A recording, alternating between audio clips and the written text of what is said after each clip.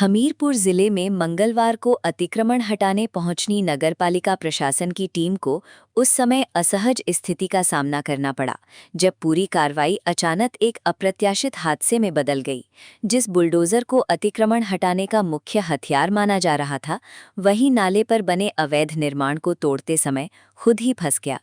इस घटना ने न केवल प्रशासनिक कार्रवाई की गति को प्रभावित किया, बल्कि मौके पर मौजूद लोगों के बीच भी हलचल पैदा कर दी।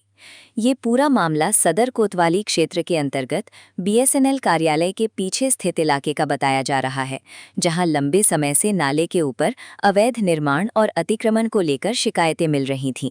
स्थानीय नागरिकों द्वारा कई बार प्रशासन को इस संबंध में सूचित किया गया था कि नाले के ऊपर किए गए निर्माण से जल निकासी बाधित हो रही है और बरसात के समय गंभीर समस्या उत्पन्न हो सकती है।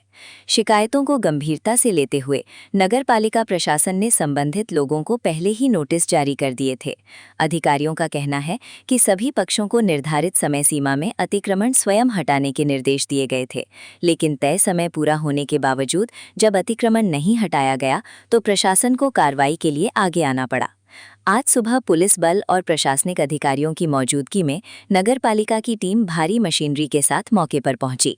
2 थानों की पुलिस फोर्स को सुरक्षा व्यवस्था के लिए तैनात किया गया था, ताकि किसी भी प्रकार की अप्रिय स्थिति को नियंत्रित किया जा सके। कार्रवाई की शुरुआत योजना के अनुसार की गई और बुलडोजर को नाले के ऊपर बने अवैध निर्माण को हटाने के लिए आगे बढ़ाया गया। लेकिन जैसे ही बुलडोजर ने नाले के ऊपर बने लेंटर पर दबाव डाला, अचानक संरचना कमजोर साबित हुई और वो हिस्सा धंस गया। देखते ही देखते बुलडोजर का अगला हिस्सा नाले के भीतर फंस गया। मशीन के फंसते ही मौके पर अफरा तफरी का माहौल बन गया। चालक और नगरपालिका कर्मियों ने तत्काल स्थिति को संभालने की कोशिश की, लेकिन भारी मशीन होने के कारण उसे बाहर निकालना आसान नहीं रहा। काफी देर तक प्रयास किए जाने के बाद भी जब बुलडोजर को बाहर नहीं निकाला जा सका तो प्रशासनिक टीम को वैकल्पिक तरीके अपनाने पड़े।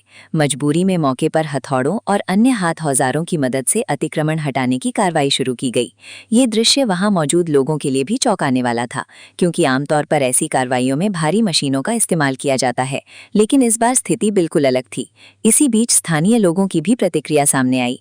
कुछ निवासियों ने प्रशासन की कार्रवाई पर सवाल उठाते हुए कहा कि अतिक्रमण हटाया जाना चाहिए, लेकिन ये प्रक्रिया एक तरफा या असंतुलित तरीके से नहीं होनी चाहिए।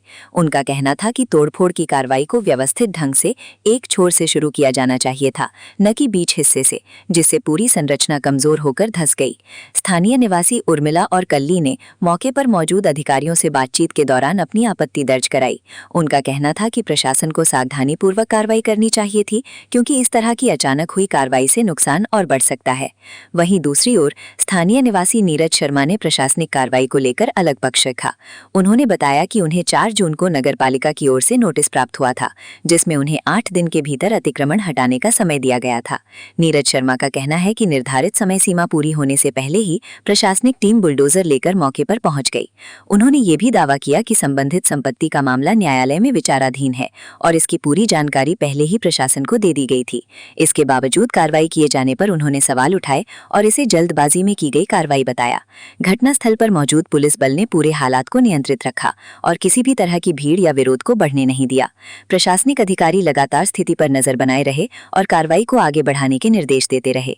इस पूरे घटनाक्रम ने एक बार फिर शहरी क्षेत्रों में अतिक्रमण और जल निकासी से जुड़े मुद्दों को चर्चा में ला दिया है। नाले पर बने निर्माण न केवल प्रशासनिक कार्रवाई का कारण बन रहे हैं, बल्कि बारिश के मौसम में बड़े खतरे का संकेत भी दे रहे हैं। फिलहाल नगरपालिका प्रशासन की ओर से आगे की कार्रवाई जारी रखने की बात कही जा रही है और फंसे हुए बुलडोजर को निकालने के लिए तकनीकी सहायता भी ली जा सकती है। घटना के बाद इलाके में स्थिति सामान्य बताई जा रही है, लेकिन इस अप्रत्याशित घटना ने प्रशासनिक कार्रवाई की रणनीति और तैयारी पर कई सवाल जरूर खड़े कर दिए हैं।